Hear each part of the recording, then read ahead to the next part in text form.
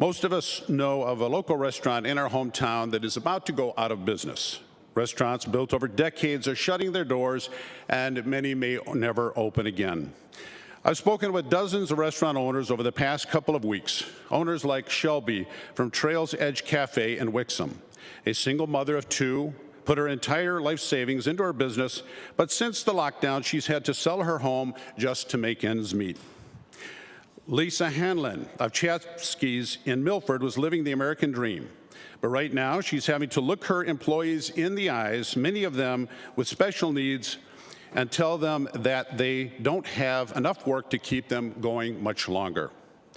Dave McManaman, owner of Dave and Amy's in White Lake, has taken a night security job, is losing his home, can't refinance his car, and is struggling to keep his employees paid and food on the table.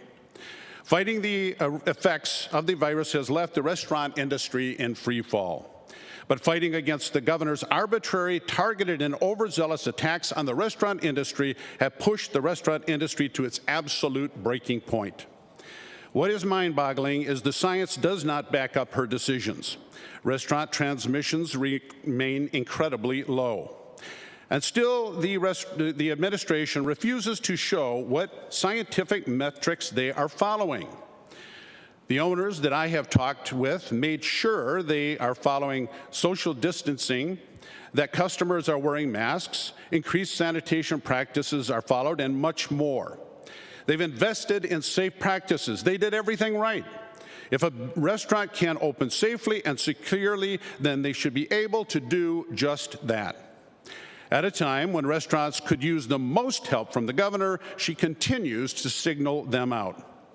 Instead of using her own science that shows restaurant transmissions are incredibly low, the governor has continued her arbitrary and contradictory rules.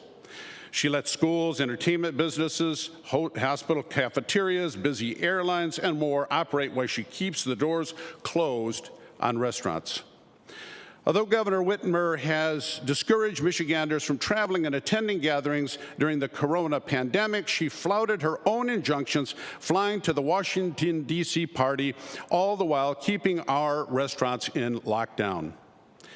In the latest decree, a new 25% capacity limit with a state-imposed curfew is just the latest kick in the gut to these struggling small businesses as they can barely break even at 50%.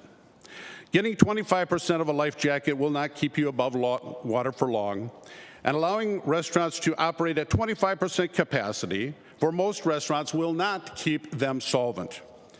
The issue should be about the science of safe operation, the people and their livelihoods.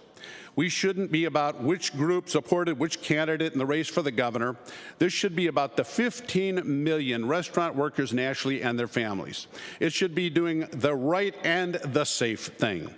I'd ask the governor to do the right thing for these Michigan restaurants, their employees, and their communities, and I'd ask that she do it now before it is too late.